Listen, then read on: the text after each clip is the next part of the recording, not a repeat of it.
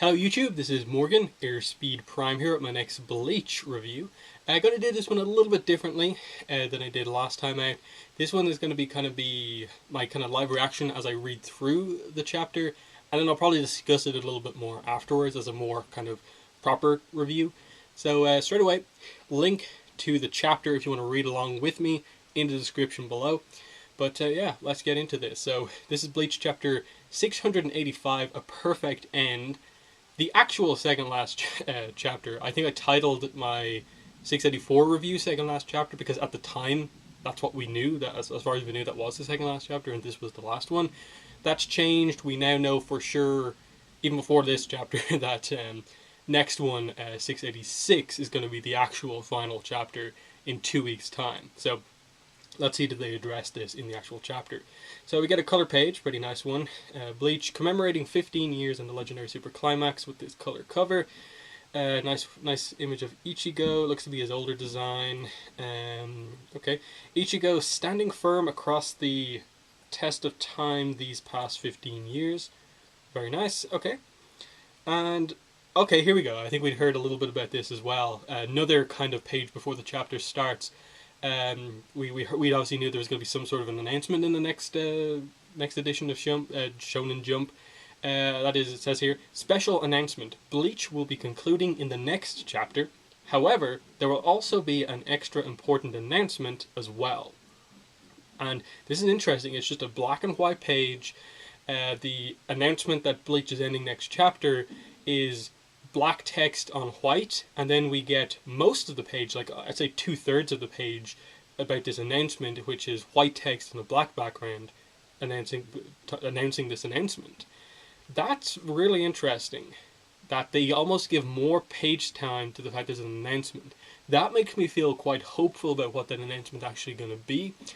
I want it to be the anime returning, in that I think that would probably give us a kind of better ending once they get to that point, but I'm not entirely sure if they'll do that. I think there's been enough hype around Bleach just because as it's come to an end, you've seen all the Bleach fans kind of come out and like be more kind of visible, and I would hope that they've seen that there's enough excitement around it that they could bring the anime back and it be popular.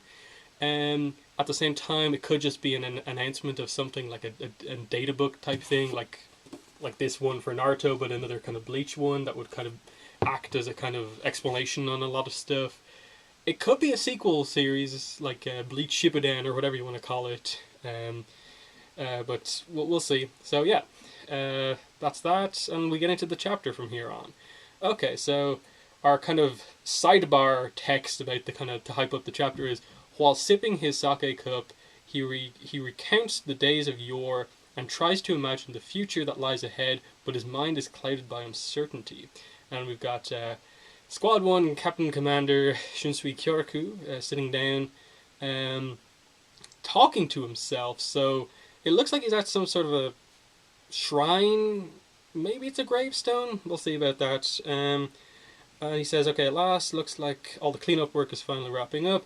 Just one more block to pave and that'll be that. Then it sounds like he hears something. But yeah, he has a sake cup, talking to someone.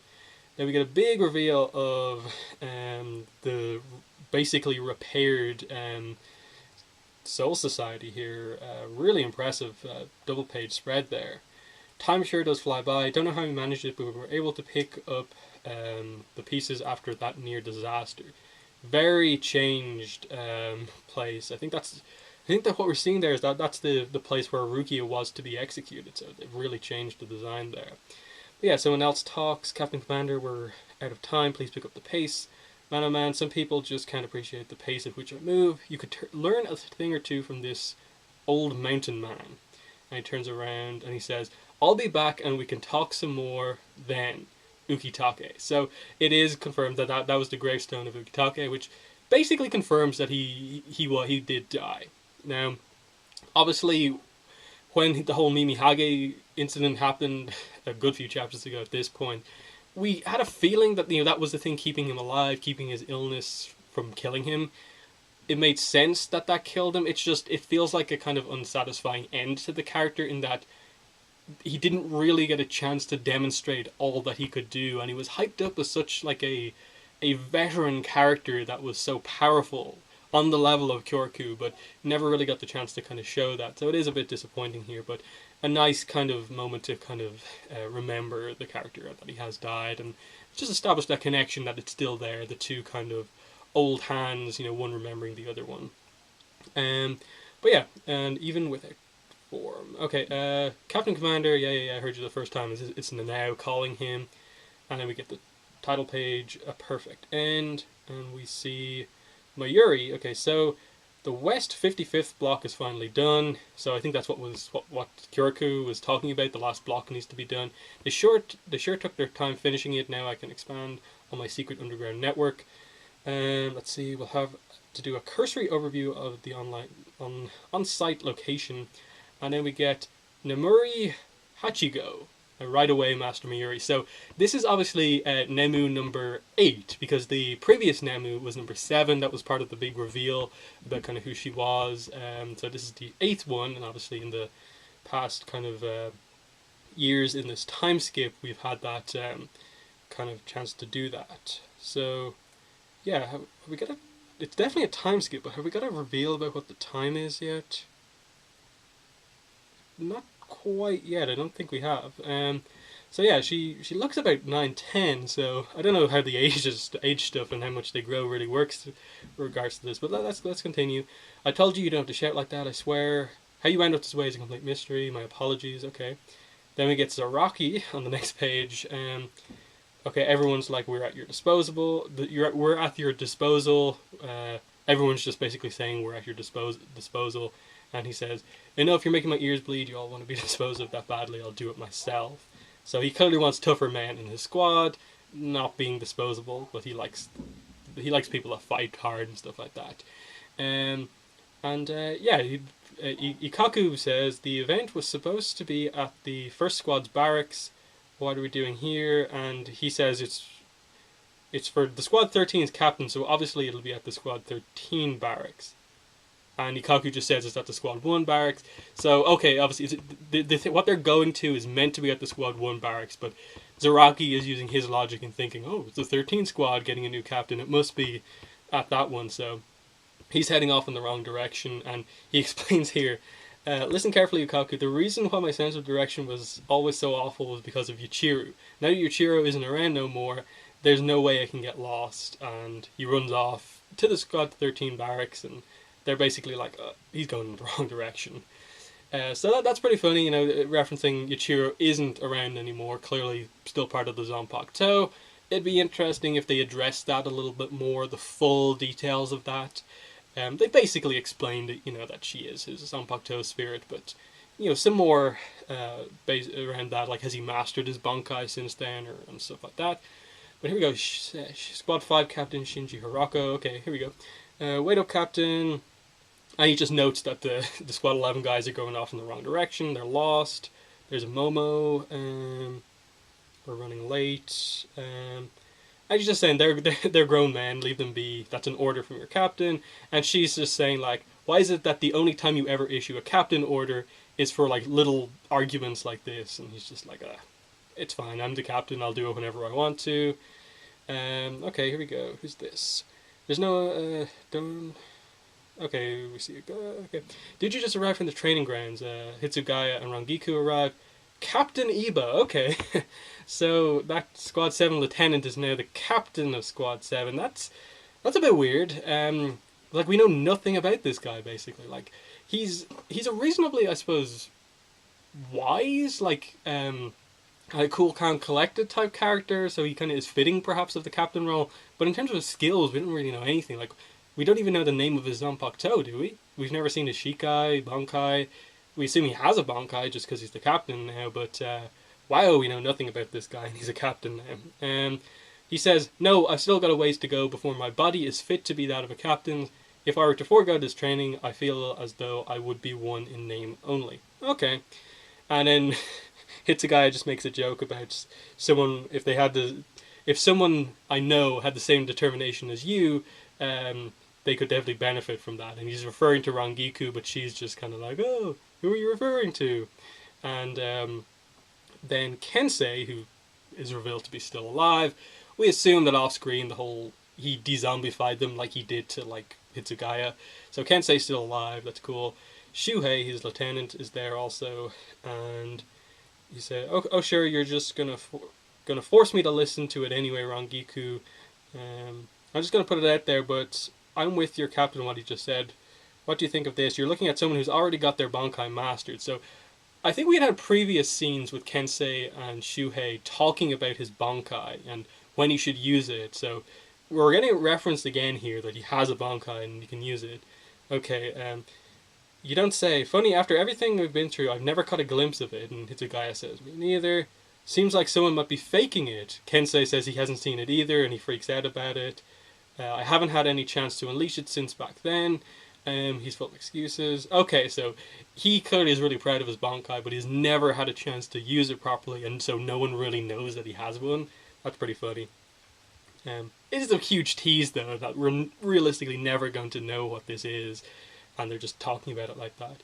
Hitsugaya speaks up and says, the way I see it, not having an opportunity to use it in 10 years, I'd say that's a great thing, actually, because that means for the past 10 years, nothing has happened to break the peace we've enjoyed. Okay, so it's a 10-year time skip since, obviously, the end of the Yuha Bok crisis. That's pretty interesting. Obviously, they're Soul Society characters, they're Soul Reapers, so they don't really come across as aging all that much. I assume, like, this new Nemu ages like that just because Mayuri wants her kind of grown as quick as possible. Yeah, and now to commemorate those 10 years, I think today's ceremony is more than appropriate. So we're getting set up that there's some sort of a ceremony they're all heading towards for this new Squad 13 captain, because obviously Ukitake is dead. So it's all kind of coming together, what they're doing here. Soifone screams at Zaraki, "You're late, explain yourself." Okay, just them getting angry at each other. You know, I took the scenic route. This is the thanks I get. Tell someone who cares. I want to know why on this hallowed day you're taking your sweet time jogging around the Serite. And then we get... Who's this? Oh, this is Isane. Okay, just a slightly different design, new hairstyle. She's the Squad 4 captain now, obviously because Unohana's dead. And she's like, anyways, the two of you are here now, that's what's important. Her sister says, oh, for heaven's sake, sis, you're a captain now. You need to, just like them, you need to stop with the whole subservient routine. Okay, that fits with her character, you know, she's never overly forceful. And she's just kind of like keeping back around two of the more kind of highly strung captains. Nanao speaks up. We shall proceed with the promotion ceremony for the new captain of the Gotei 13. Okay, here we go. All the captains standing next to each other. So there's Kyoraku in the background, Soifone, Rose is alive again, that's interesting. Okay, Byakuya, Iba, Ida, Tetsuzaimon, Shinji, Rose. Okay, Lisa, so she's the new Squad 8 captain, okay. Hitsugaya, Zaraki, and then we've already seen Mayuri, he's just not at the meeting for whatever reason. Then we see Renji. Okay, what's with the long face? It's going to be Rukia, isn't it? Don't worry, if your knees start to buckle and your legs give out, I'll be more than happy to give you a piggyback ride. And she says, shut it. And you can clearly see just from the little bang of hair going down her face that it's clearly Rukia. That's the way he says that. It kind of comes across as like, okay, that they're close, but that feels a little bit like there could be a romance kind of there. Like, I think Bleach has never really gone for the romance stuff all that much in terms of trying to set it up and go for it. But if there was a romance, I think that kind of in any way would happen. It would be Rukia, Renji, and then probably Orihime and Ichigo, if they indeed decide to go down the road of confirming romances. But yeah, so if they're doing that, okay, and then next page. Really nice full page here, basically, to give Rukia. Captain of the Gotei 13, Kuchiki Rukia, and here she is in her captain's outfit. Her hair's a little bit longer. She seems a little bit embarrassed just based on what Renji said and the fact that this whole thing is being done for her, and she says present. Okay, so that's really nice. She's becoming the new Squad 13 captain.